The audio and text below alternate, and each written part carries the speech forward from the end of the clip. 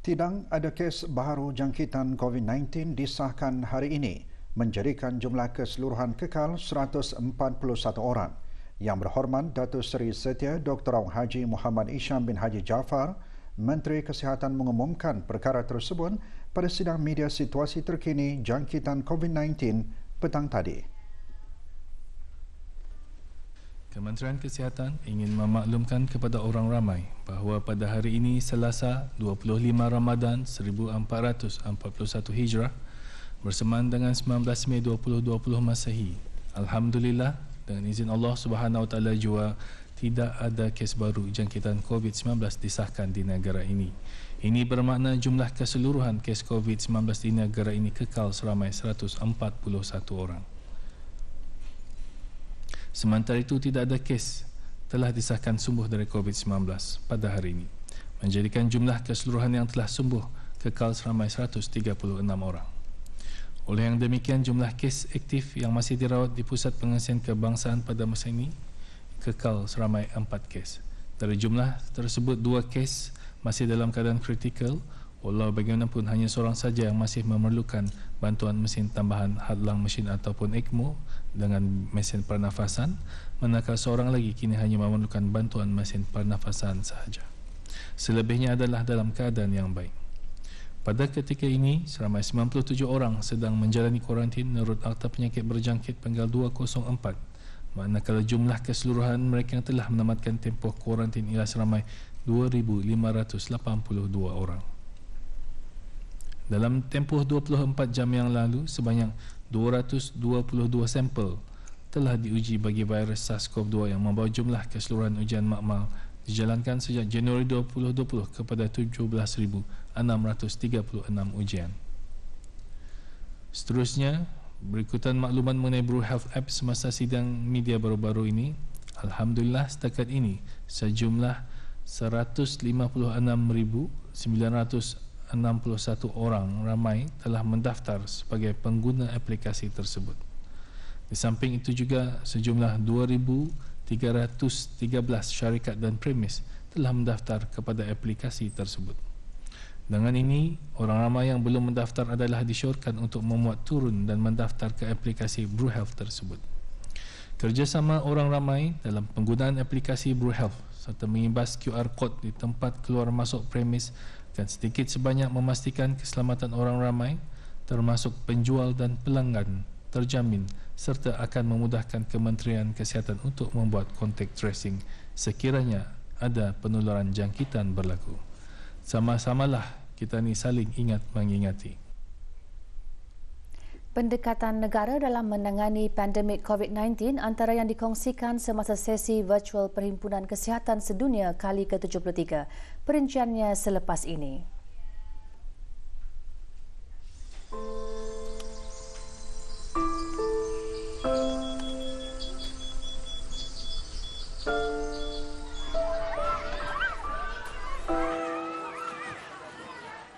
Sehingga kini, negara masih saja terus menangani wabak COVID-19 sejak ianya disahkan wujud dan positif pada 9 hari bulan Mac yang lalu. Namun, alhamdulillah, kita dapat menghadapinya dengan penuh sabar dan bersepadu.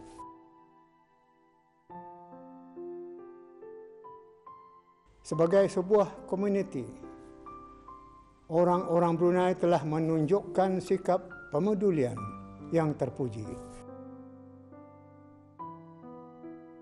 Mereka turut memahami betapa beratnya bebanan para petugas barisan hadapan.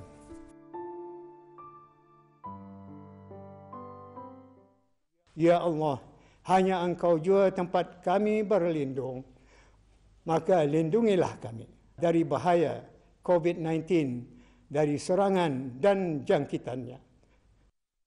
Jika wabak ini bersebab dari dosa-dosa manusia, maka Engkau ampunkanlah, sesungguhnya hanya Engkau jua yang maha berhak untuk memberikan pengampunan.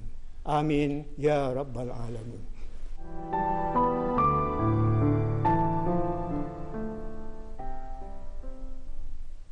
Negara Brunei Darussalam menggunakan dua pendekatan utama dalam menangani pandemik COVID-19.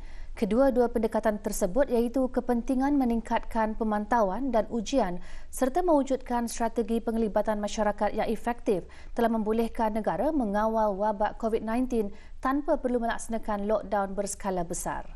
Dalam ucap tama pada sesi virtual Perhimpunan Kesihatan Sedunia kali ke-73, Yang Berhormat Datuk Seri Setia Dr. Haji Muhammad Isham bin Haji Jaafar, Menteri Kesihatan, juga menyampaikan sokongan padu negara Brunei Darussalam dalam kesiapsiagaan dan respon global terhadap wabak COVID-19.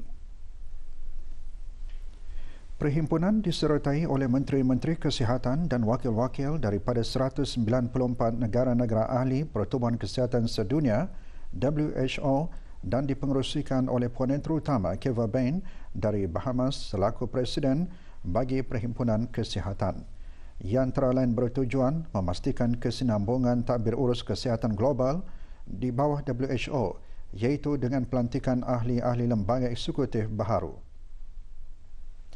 Dalam ucap tama, Menteri Kesihatan mengongsikan dua pengajaran dan pengalaman utama negara dalam menangani pandemik COVID-19, iaitu kepentingan meningkatkan pemantauan dan ujian. Negara Brunei Darussalam adalah pengamal awal dalam menjalankan ujian-ujian COVID-19 tanpa kemunculan simptom dan melaksanakan pengambilan sampel secara rambang di pusat-pusat kesihatan di peringkat masyarakat dan dalam kalangan penduduk warga asing. Menteri Kesihatan seterusnya menambah nisbah ujian per kapita bagi negara ini antara yang tertinggi di dunia.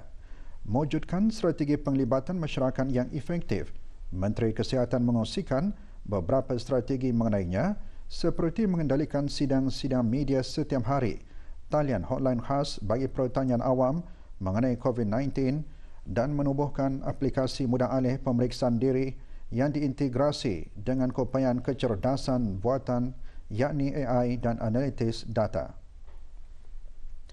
Dengan pelaksanaan penjarakan fizikal, perkhidmatan dan perniagaan awam kekal dibuka dan tidak ada sekatan pergerakan di dalam negara telah dikenakan.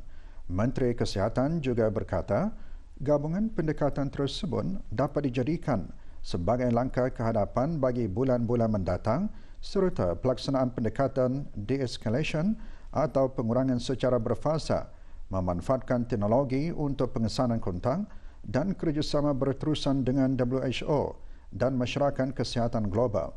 Juga menyertai sesi virtual tersebut, Dr. Haji Zulaidi bin Haji Abdul Latif, Timbalan Setia Usaha Tetap Profesional Kementerian Kesihatan. Dalam menangani penularan wabak COVID-19 di negara ini, pelbagai pihak menyerahkan sumbangan kepada Kementerian Kesihatan. Kebajikan golongan anak yatim di negara ini terus mendapat perhatian dari pelbagai pihak. Laporan seterusnya selepas ini.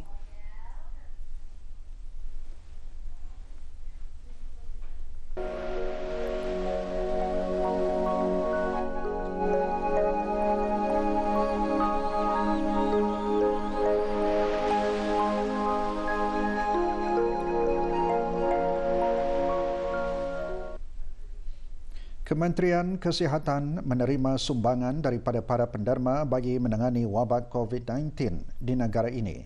Sumbangan tersebut merupakan tanggungjawab sosial korporat dari pihak-pihak penderma dalam membantu pihak kerajaan ke bawah Duli Yang Maha Mulia, Paduka Seri Baginda Sultan dan Yang di-Pertuan Negara Brunei Darussalam, khususnya Kementerian Kesihatan dalam sama-sama menangani dan membendung penularan wabak COVID-19 di negara ini. Majlis berlangsung pagi tadi di Kementerian Kesihatan. Sumbangan daripada Jabatan Perdana Menteri cek berjumlah RM11,515 disampaikan kepada Yang Berhormat Datuk Seri Setia Dr. Awang Haji Muhammad Isham bin Haji Jaafar, Menteri Kesihatan. Sumbangan ini diserahkan oleh Pengarah Hajah Siti Nirmala binti Pengarah Haji Muhammad, Setiausaha Tetap Wawasan Kewangan dan Kabinet di Jabatan Perdana Menteri.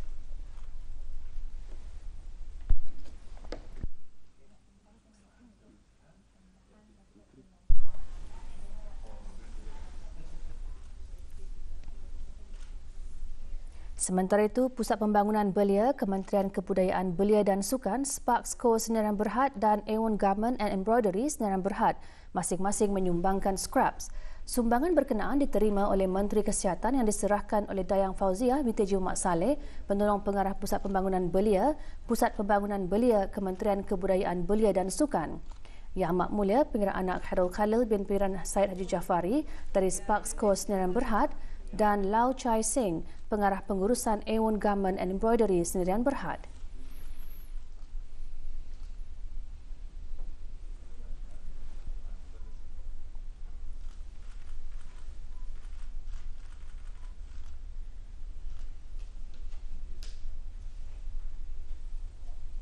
Sementara itu, Reserve Printing menyerahkan sumbangan cek berjumlah RM8,372 yang menyerahkan sumbangan syarikat tersebut melalui pengurusnya Kamal Flynn.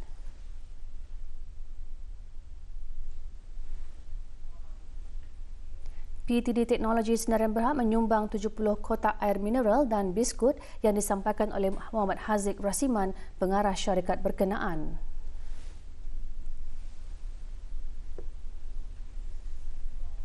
Juga membuat sumbangan pihak berkuasa industri teknologi info komunikasi Brunei Darussalam AITI yang menyerahkan minuman ringan, makanan ringan, tisu kertas, pencuci tangan melalui Dayang Haja Hasnah binti Haji Azri, Penolong Ketua Eksekutif AITI.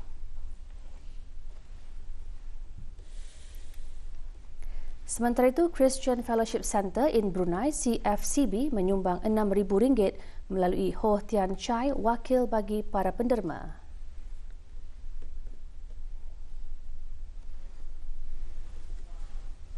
Blue Castle Enterprise menyumbangkan 40 botol cecair pembasmi kuman melalui pengarah urusannya Dayang Nur Azimah binti Haji Daud. Kesemua sumbangan diterima oleh Awang Haji Abdul Khalid Asari bin Haji Azhari, Ketua Pegawai Eksekutif Tingkat 1 selaku pemangku Ketua Pegawai Eksekutif Tingkat Khas di Kementerian Kesihatan.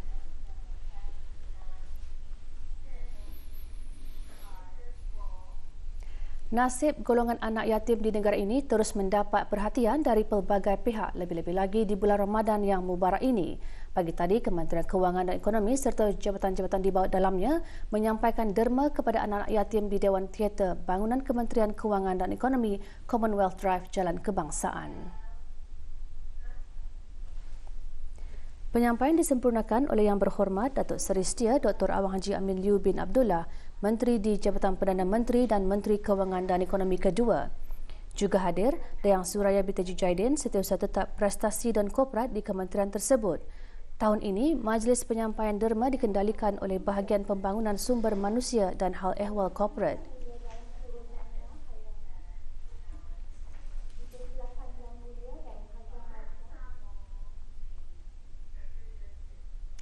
$32 orang anak yatim Kementerian Kebudayaan Belia dan Sukan dan jabatan-jabatan di bawahnya hari ini menerima sumbangan derma.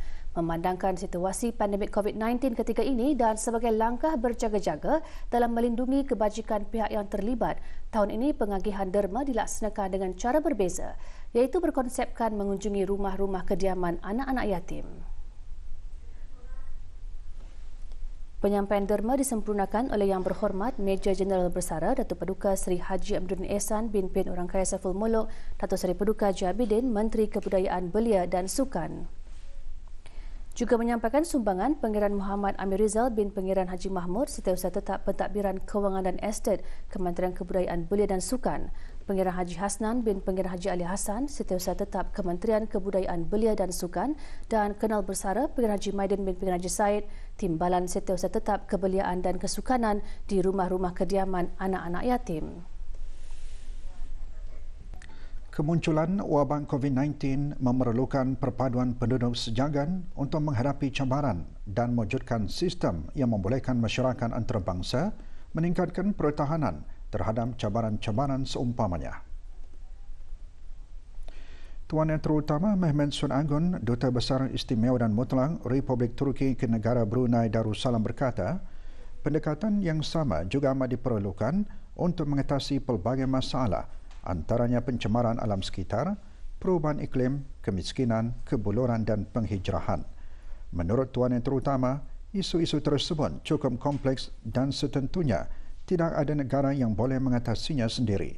Ini merupakan masa yang amat genting bagi semua pihak untuk melihat bahawa cabaran-cabaran global yang dihadapi memerlukan kerjasama antarabangsa dan multilateralisme yang lebih baik.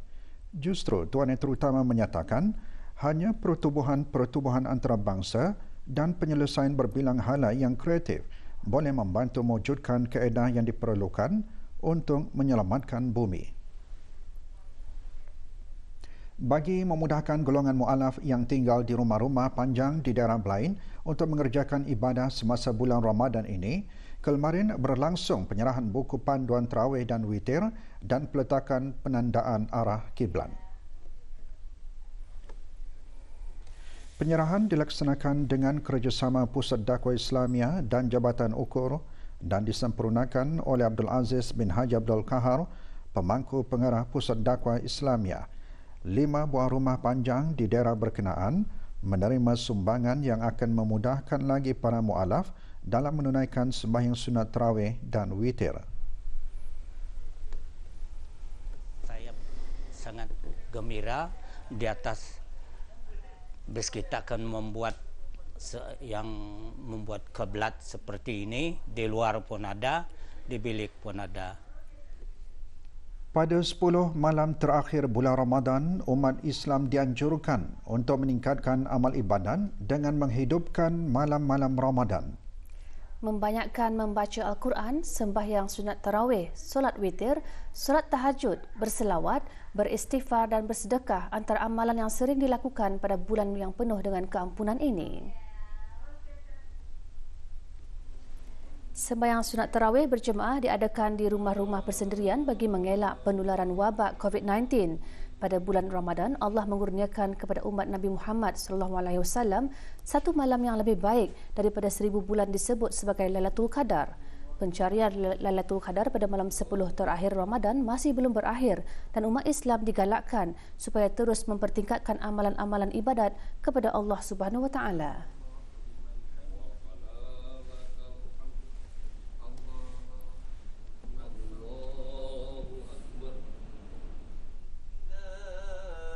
Pada malam-malam terakhir ini juga Allah Subhanahu Wa Taala menganugerahkan keberkatan, kerahmatan, keampunan dan kemuliaan kepada hamba-hambanya yang beribadat dengan penuh khusyuk, ikhlas dan mengharapkan keredaannya jua.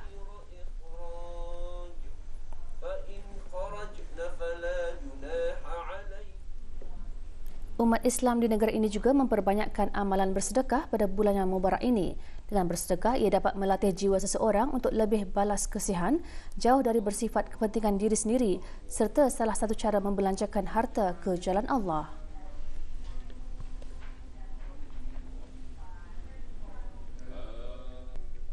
Kaedah dalam talian atau online digunakan oleh Majlis Perundingan Kampung MPK Kudang dan Pat Nunuk daerah Tutong dengan kerjasama Badan Kemajuan dan Kreatif daerah Tutong bagi memasarkan pelbagai jenis sajian bersungkai. Lebih 30 sajian diketengahkan melalui e-menu. Menurut Awang Muhammad Amir bin Haji Umar Ali, Ketua Pegawai Eksekutif Badan Kemajuan dan Kreatif Daerah Tutong, inisiatif tersebut dapat membantu meningkatkan sosioekonomi masyarakat kampung dan penduduk setempat. Ia juga menjadi platform yang mudah bagi para pengusaha mikro, kecil dan sederhana, food vendors dan home-based business untuk memasarkan produk-produk mereka.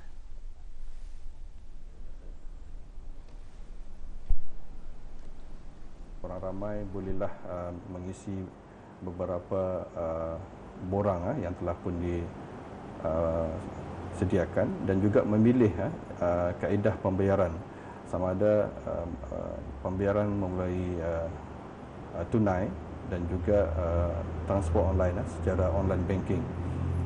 Dan selain daripada itu para penjual ataupun vendors akan menerima alert ataupun satu makluman melalui WhatsApp group dan mereka akan menyediakan makanan ini mengikut pilihan orang ramai yang telah pun diisi melalui atas talian ini.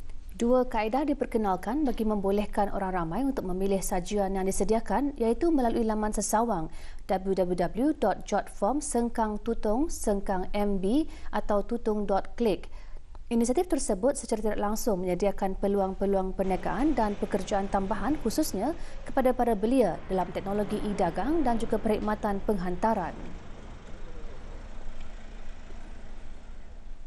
Mengharapkan bahawa sistem ini akan berfungsi dengan sebaik-baiknya dan kami juga berharap agar kaedah ini akan dapat digunapakai oleh masyarakat kita.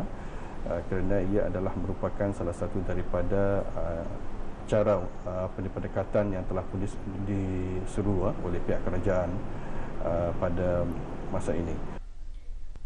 Kejayaan yang diraih oleh dua orang Johan bagi musabaqah menghafaz Al-Quran beserta pemahamannya peringkat akhir kebangsaan sempena memperingati nuzul Al-Quran 1441 Hijrah bagi kategori C dan E merupakan inspirasi bagi semua peserta lain.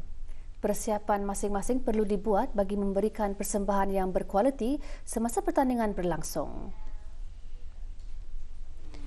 Johan Musabaqah menghafaz Al-Quran bagi kategori C, menghafaz 3 juz Al-Quran. Awang Muhammad Syabil bin Syahram berumur 17 tahun, pelajar tahun 11 di Institut Tahfiz Al-Quran Sultan Haji Hassanal Bolkiah, mengongsikan selama proses menghafal Al-Quran beliau hanya menggunakan mushaf yang sama.